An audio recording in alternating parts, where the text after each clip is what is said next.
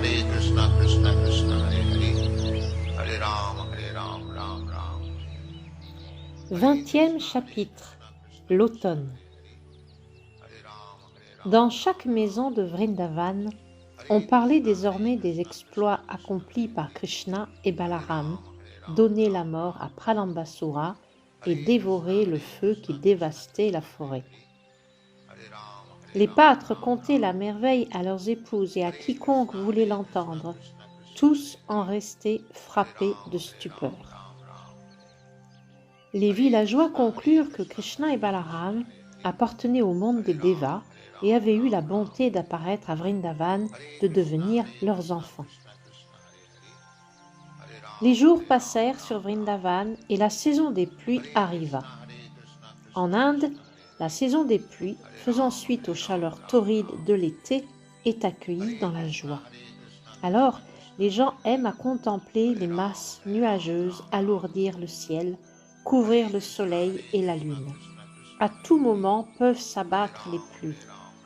Après l'été, la saison des pluies, c'est pour tous une source génératrice de vie. Le fracas du tonnerre qu'accompagnent quelques rares éclairs allume aussi la joie dans les cœurs. Une analogie se fait entre les présages de pluie et les symptômes que manifestent les êtres enveloppés par les trois gunas. Le ciel sans mesure, c'est le Brahman suprême. Les êtres infimes, ou le Brahman voilé par les trois gunas, c'est le pan de ce ciel qui se trouve voilé. Chacun, originellement, est un fragment du Brahman que jamais, ciel sans mesure, un nuage ne peut totalement recouvrir. La Bhagavad Gita enseigne que les êtres font partie intégrante de Dieu, la personne suprême, mais ils n'en sont qu'une part insignifiante, parfois enveloppée des trois gunas. Voilés par eux, les êtres sont contraints de vivre dans l'univers matériel. Le Brahma-Jyoti, radiance spirituelle, chargée d'infimes fragments de Dieu, la personne suprême, est, comme les rayons du soleil, chargé de particules lumineuses. Dans ce Brahma-Jyoti, déploiement illimité de fragments infimes du Seigneur suprême, certains sont pris sous le voile de la nature matérielle, d'autres restent libres. Que sont les nuages ? De l'eau évaporée sur terre par le soleil, puis condensée dans le ciel. 8 mois durant, le soleil évapore ainsi de la surface du globe des eaux de provenance diverses. Elles s'accumulent sous forme de nuages qui se répandront en pluie au moment voulu. De même, l'État soustrait divers impôts aux citoyens selon les richesses que leur procurent leurs différentes activités matérielles. Agriculture, commerce et industrie. Ainsi lève-t-on des impôts sur le revenu et sur les ventes, de même que le soleil retire l'eau de la terre. Mais lorsque cette même terre a soif d'eau, le même soleil convertit l'eau en nuages et la répand partout sur la planète.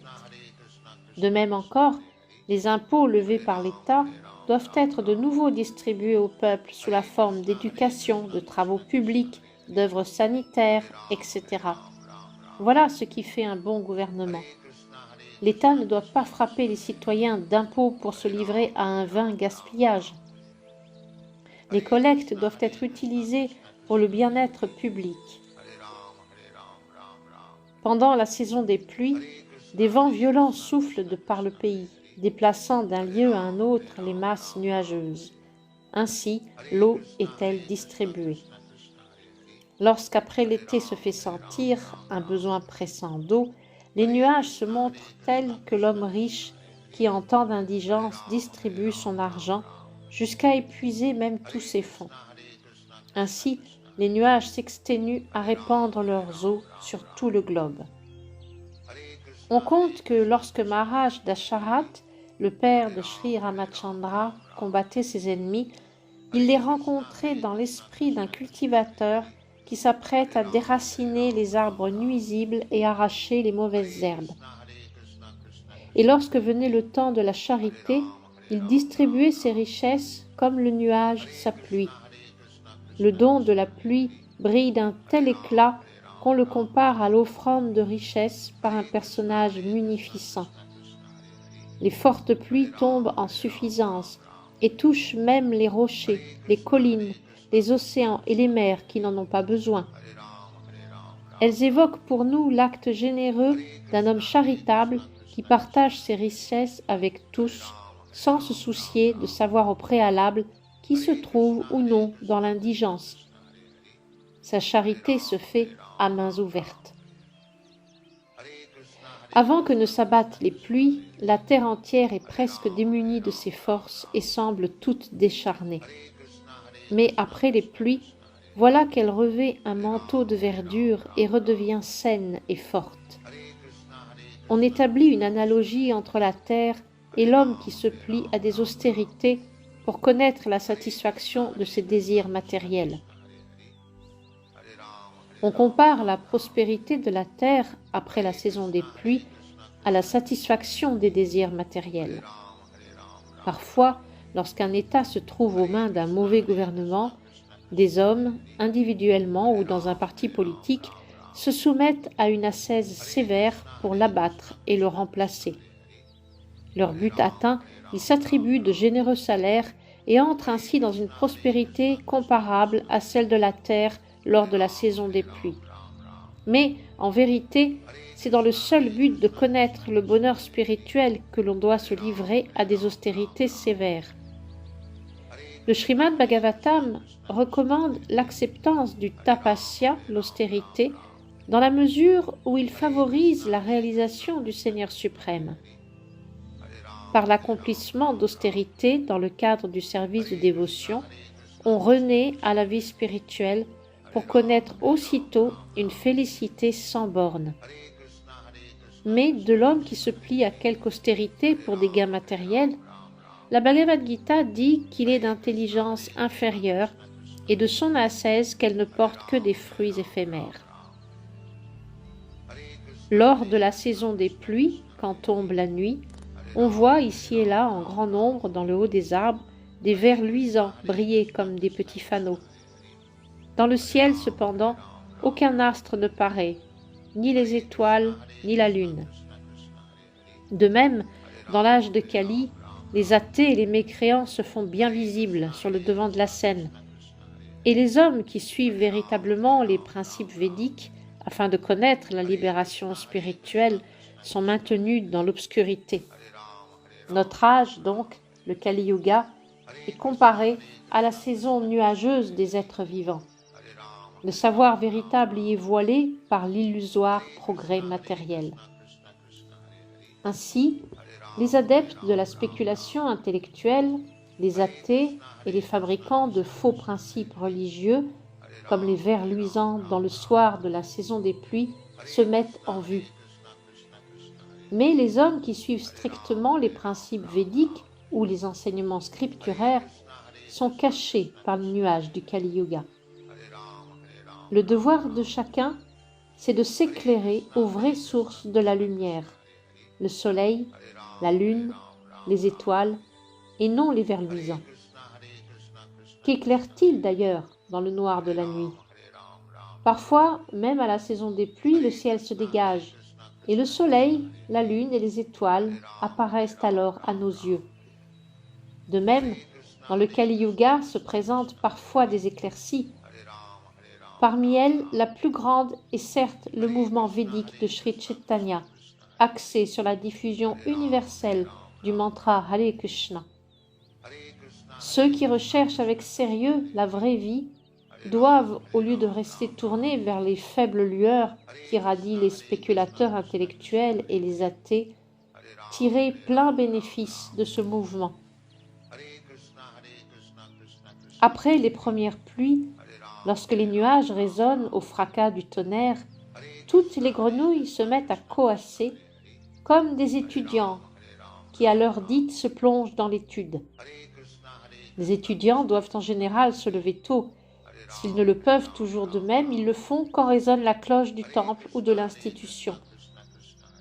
Selon l'ordre du maître spirituel, les disciples se lèvent aussitôt et après avoir procédé à leurs ablutions, s'assoient pour étudier les Védas ou chanter les mantras védiques. Dans les ténèbres du Kali Yuga, tous dorment. Mais que se présente un grand acharya et à son seul appel, tous entreprennent l'étude des Védas pour acquérir le savoir véritable. Pendant la saison des pluies, des petits étangs, des lacs, des ruisseaux, secs le reste de l'année, s'emplissent. Comme eux, les matérialistes, arides par nature, se trouvent cependant placés parfois dans une position leur donnant accès à de prétendues opulences, foyers, enfants, petits comptes en banque, et ils semblent alors prospères. Mais au bout de quelque temps, les voilà de nouveau secs, tels petits étangs et ruisseaux. Le poète Vidyapati a dit « On trouve certes quelques plaisirs dans la compagnie des amis, de la famille, des enfants, de l'épouse, etc. Mais ce plaisir est comme une goutte d'eau dans le désert. Chacun aspire ardemment au bonheur, tout comme au cœur du désert a étanché sa soif. Il peut s'y trouver de l'eau, qui en ira à la présence? Mais ce sera quelques gouttes. Et quelle satisfaction pourra-t-on en tirer? Baignant dans la conception matérialiste de l'existence, nous aspirons à un océan de bonheur. Mais si nous en bénéficions sous la forme d'une vie sociale active, dans la compagnie d'amis et avec l'amour-propre à ce monde, ce n'est que pour quelques gouttes. Notre satisfaction ne trouve jamais son comble, de même que les petits étangs, lacs et ruisseaux ne restent jamais pleins à la saison sèche. Les pluies font que tout reverdisse, les prés, les feuillages, les champs. Parfois, certains insectes rouges se posent sur l'herbe. Puis, au jeu du vert et du rouge, se mêlent les parapluies des champignons. Alors le paysage tout entier se métamorphose comme un homme soudain enrichi. Le paysan, de voir les champs foisonnés d'épis, trouve la joie. Mais le capitaliste, lequel n'a jamais conscience de l'existence active d'une puissance surnaturelle, inquiet à l'idée que les prix du producteur rivalisent avec les siens, devient morose. Ignorant qu'en vérité c'est Dieu, la personne suprême, qui sanctionne la production de toutes céréales. Certains capitalistes, membres du gouvernement, restreignent les paysans dans leur production. Mais les Védas disent « Eko bahunam yo vidadati kaman » Dieu, la personne suprême, maintient la création et veille donc à ce que soient comblés les besoins de tous les êtres. Lorsque s'accroît la population, c'est le Seigneur suprême qui prend à sa charge d'assurer le surplus de nourriture nécessaire. Mais les athées, les mécréants, n'aiment pas avoir abondante la production de céréales, surtout si leurs affaires doivent en être affectées. Lors de la saison des pluies, tous les êtres sur terre, dans le ciel et dans l'eau, se sentent rajeunis, revivifiés, comme celui qui s'engage dans le service d'amour sublime du Seigneur. Cela, nous l'avons personnellement observé chez nos étudiants de l'Association internationale pour la conscience de Krishna. Avant d'adopter la conscience de Krishna, ils étaient souvent d'apparence malpropre, bien que dotés par nature de très agréables. Ils avaient, à cause de leur ignorance de la conscience de Krishna, un air sale et pitoyable. Depuis qu'ils ont adopté la conscience de Krishna, leur santé s'est améliorée, et parce qu'ils suivent les principes régulateurs de la vie spirituelle, voilà que de leur corps émane un éclat nouveau. Vêtus de tissu safran, le tilak sur le front, le chapelet dans les mains et autour du cou un collier de perles de Tulasi, ils semblent venir tout droit de Vaikunta. Lorsque, au cœur de la saison des pluies, les rivières s'enflent et se jettent avec impétuosité dans les mers et les océans, mer et océan paraissent agités. De même, le spiritualiste néophyte qui s'engage dans la voie de l'Ashtanga Yoga pourra se voir perturbé par les impulsions sexuelles. Par contre, tout comme les massifs montagneux attaqués par des torrents de pluie restent intacts, l'être qui a atteint un haut degré de conscience de Krishna ne se trouve jamais dans l'embarras, même devant de grandes difficultés, car il reconnaît en toute situation, même hostile, la miséricorde du Seigneur et devient ainsi parfaitement éligible pour pénétrer dans le royaume spirituel. Certaines routes à la saison des pluies, peu fréquentées, se couvrent d'herbes touffues. Tel est le brahmana qui ne se plie pas à l'étude et à la pratique des rites purificatoires recommandés par les Védas. Il se voit enfoui sous l'herbe touffue de Maya. Alors, oublieux de sa nature originelle, il oublie également sa position de serviteur éternel de Dieu, la personne suprême. En se laissant ensevelir sous la couverture saisonnière des herbes touffues de Maya, on s'identifie à elles et on succombe à l'illusion, étouffant ainsi sous l'oubli sa vie spirituelle. À la saison des pluies, l'éclair apparaît dans une masse nuageuse et aussitôt après dans une autre. On compare cet éclair à une femme prise de convoitise, incapable de fixer son mental sur un seul homme. Le nuage, parce qu'il répand partout sa pluie et assure par là le soutien de nombreuses créatures, est comparé à un honnête homme, lequel permet la subsistance de beaucoup d'êtres, les membres de sa famille, les employés de son entreprise. Hélas, son existence entière peut se trouver perturbée par une épouse qui demande le divorce. Et l'époux perturbé, c'est la famille entière qui tombe dans la déchéance, les enfants se dispersent, l'entreprise ferme, rien n'est épargné.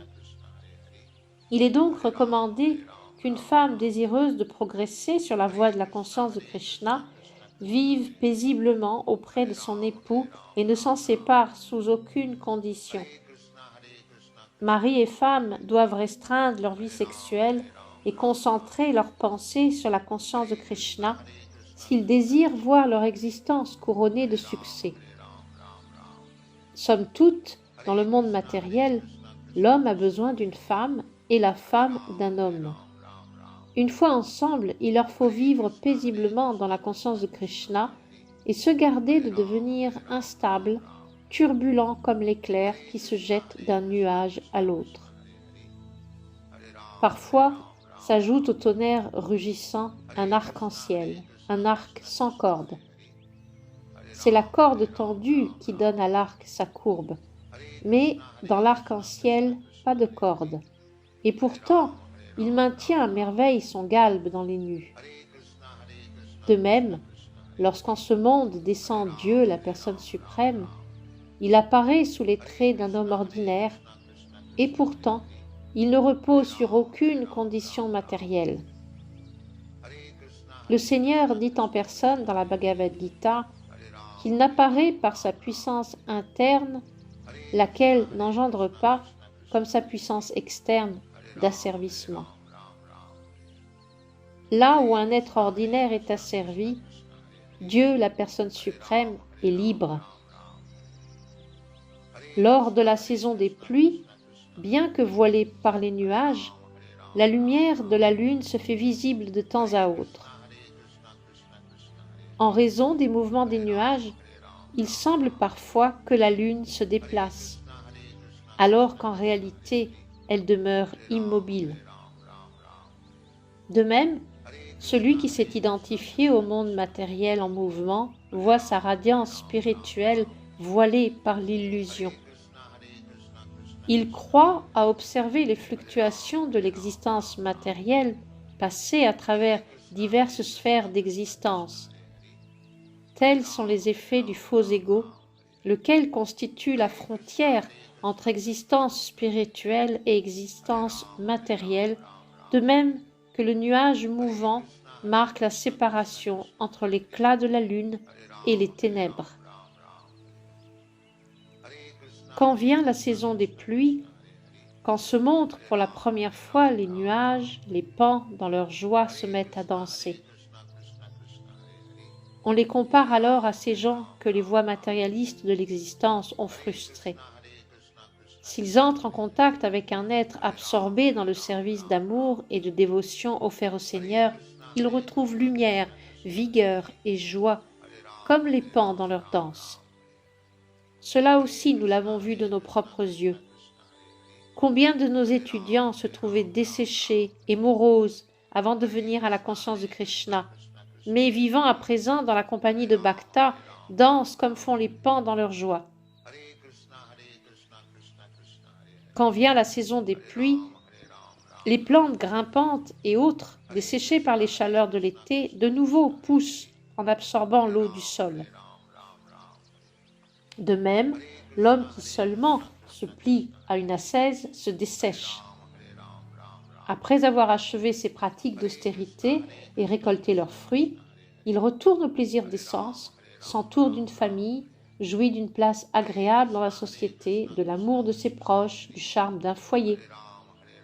Il arrive qu'on voit les grues et les canards errer ici et là, sur les berges des rivières et des lacs, sans souci des immondices et des ronces qui peuvent les souiller.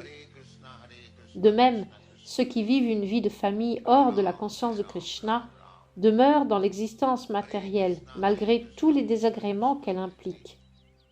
La vie de famille, ou même tout autre, ne peut conférer le bonheur parfait si ce n'est dans le cadre de la conscience de Krishna. Srila Narottam Das Thakur prie le Seigneur d'obtenir la compagnie d'une personne, grihastha ou sannyasi, peu importe, qui soit absorbée dans le service d'amour sublime offert au Seigneur et qui toujours chante en pleurant de joie le saint nom de Sri Chaitanya. Pour le matérialiste, les conditions d'existence en ce monde prennent un visage vite agressif. Pour l'homme établi dans la conscience de Krishna, toute chose revêt un heureux aspect. Il arrive que les clôtures des champs se brisent par la force des torrents de pluie. De même, dans le Kali Yuga, l'intense propagande pour l'athéisme viole les lignes de démarcation tracées par les règles védiques. Les hommes s'y dégradent donc jusqu'à la pire impiété. Dans la saison des pluies, les nuages, agités par le vent, laissent aller leurs eaux que l'on accueille comme du nectar. Lorsque les fidèles des Védas, les brahmanas, inspirent les riches, tels les rois et les prospères Vaishyas, à accomplir de grands sacrifices, à y faire la charité, les richesses distribuées sont également accueillies comme du nectar. Les membres des 4 varnas, nommément les brahmanas, les kshatriyas, les vaishyas et les shudras, doivent vivre en paix dans un esprit de coopération.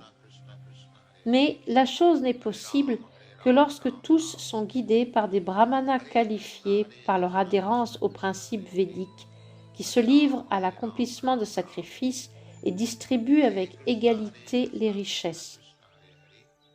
Grâce aux pluies, la forêt de Vrindavan devint plus belle encore et regorgea de fruits mûrs, dattes, mangues, baies sucrées.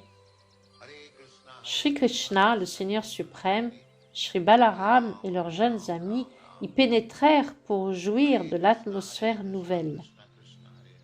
Les vaches, d'être nourries d'herbes fraîches, se trouvèrent fort saines, leurs pieds se gonflèrent d'un lait abondant.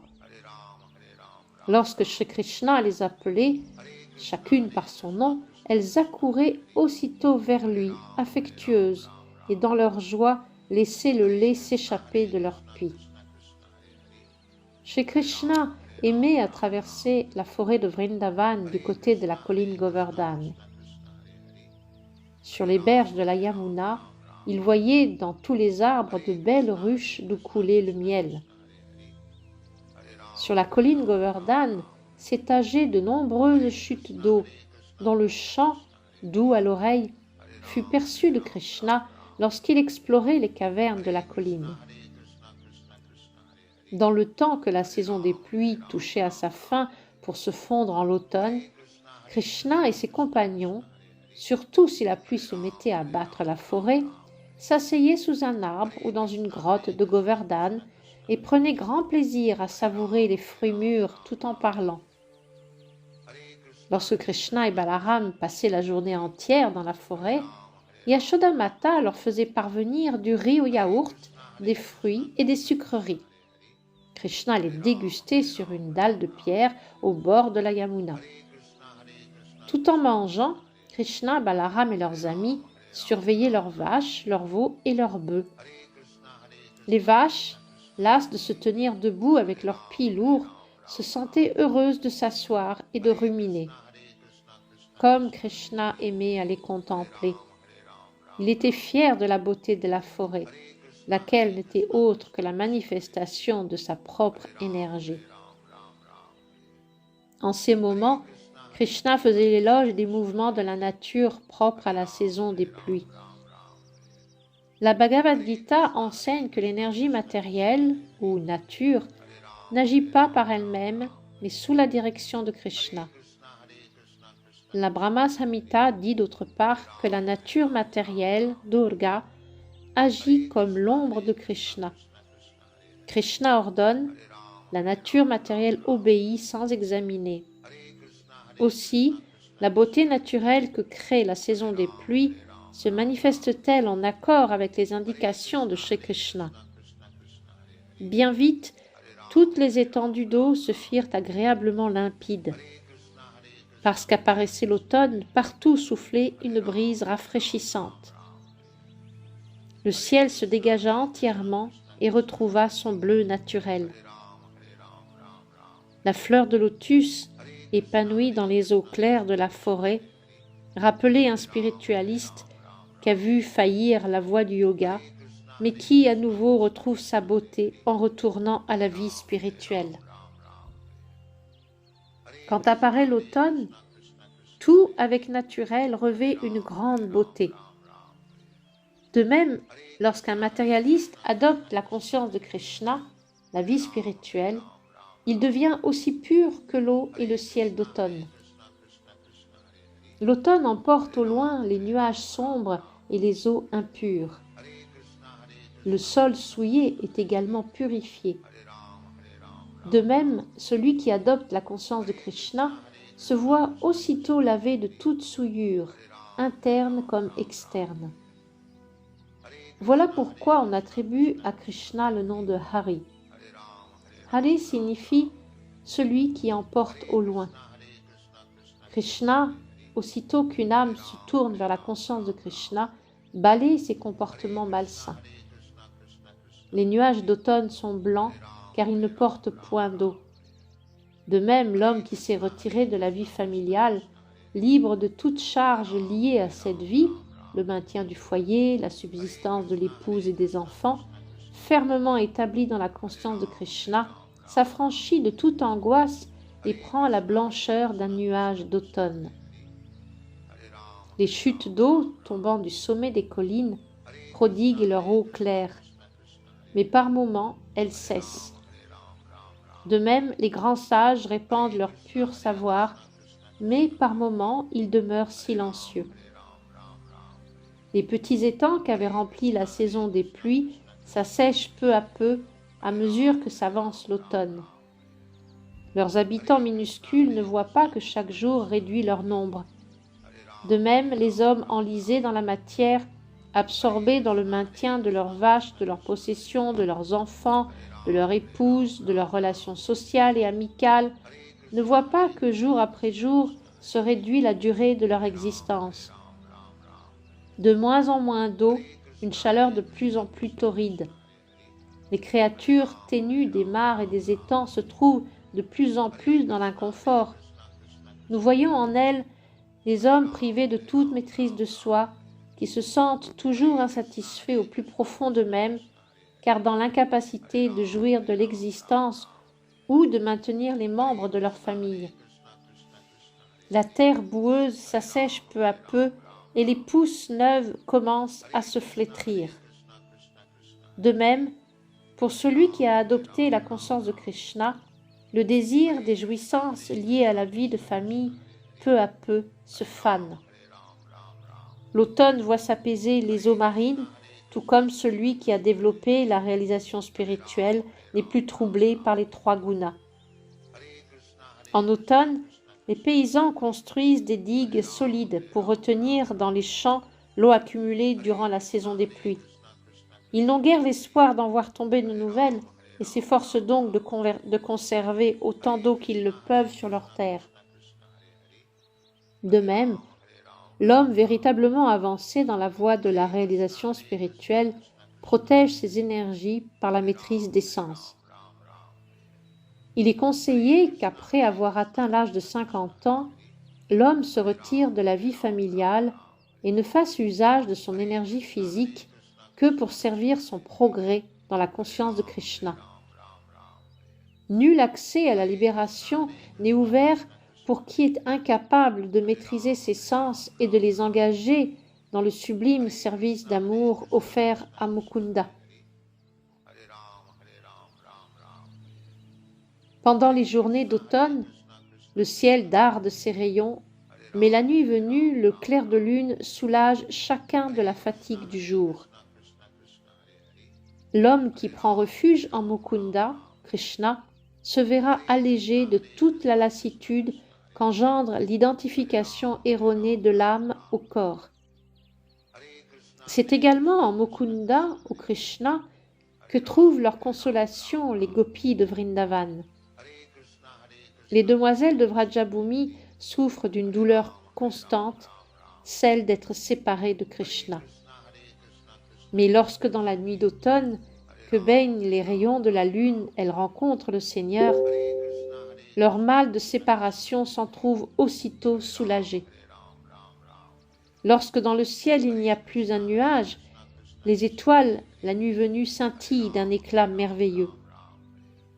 De même, lorsqu'un être est véritablement établi dans la conscience de Krishna, il se trouve lavé de toute souillure et gagne la beauté des étoiles dans le ciel d'automne. Sous forme d'accomplissement de sacrifices, les Védas prescrivent le karma, mais de ces Védas, la Bhagavad Gita donne le but ultime. Après avoir saisi en profondeur leur enseignement, il faut adopter la conscience de Krishna.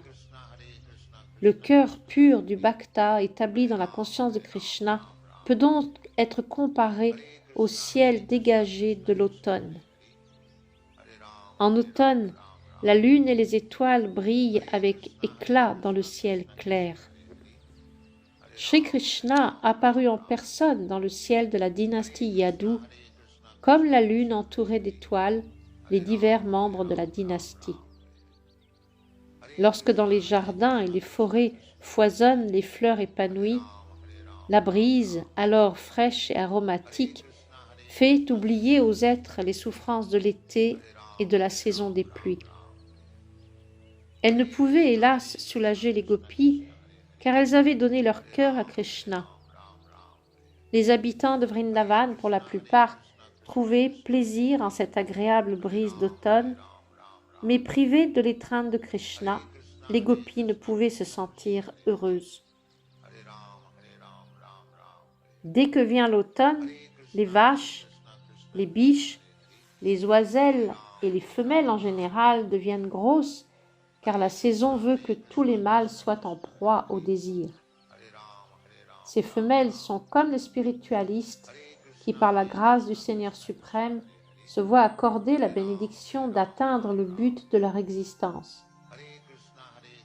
Srila Rupa Goswami enseigne dans l'Upadeshamrita que l'on doit pratiquer le service de dévotion avec grand enthousiasme, patience et conviction, et de plus, suivre les différentes règles données dans les Écritures, se garder pur de toute souillure matérielle, demeurer dans la compagnie des bhaktas.